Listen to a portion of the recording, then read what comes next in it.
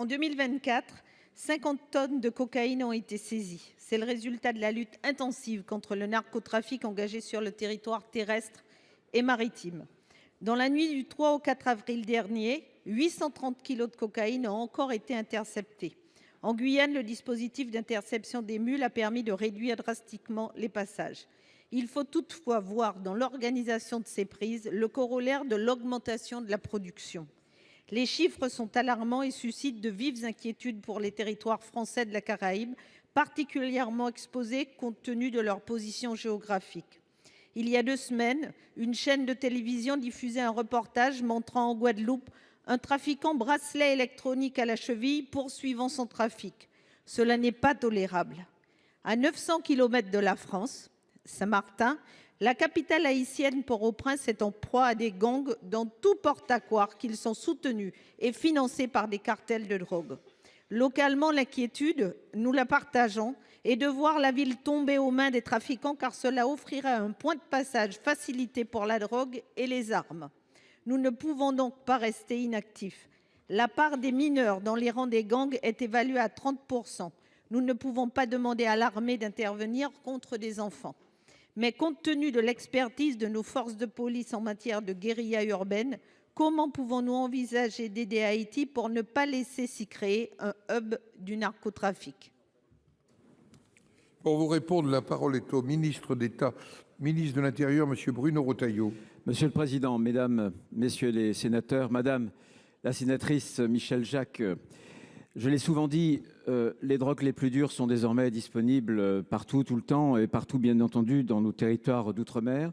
Vous l'avez indiqué dans votre question, la zone Caraïbe, c'est une zone de transit intermédiaire entre, d'une part, les pays producteurs, je pense à l'Amérique du Sud, et les pays consommateurs, les pays de destination, bien sûr l'Europe, mais aussi l'Amérique du Nord.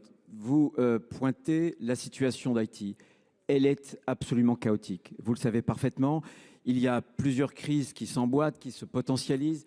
La crise sécuritaire, la crise politique, une crise même humanitaire.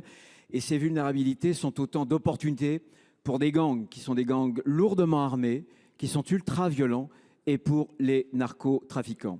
Je voudrais vous dire aussi que depuis longtemps, c'est la France, c'est notre pays qui se tient aux côtés de Haïti. Nous aidons tout ce que nous pouvons la force de police, qui est la seule force nationale d'ailleurs, qui est en mesure de résister à ces gangs. Nous l'aidons à la fois par du conseil, par de la formation, par la livraison de matériel.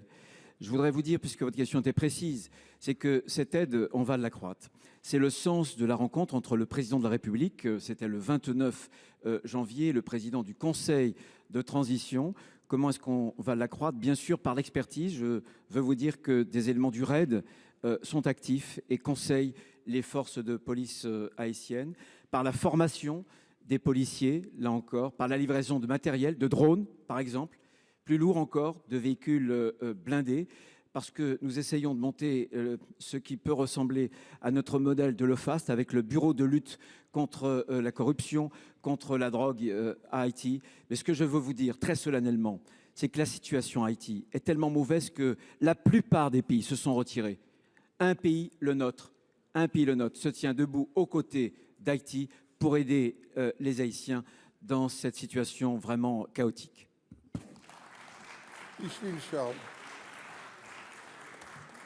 Merci, Monsieur le ministre. C'est vrai qu'aider Haïti, c'est aussi aider les Outre-mer caribéens.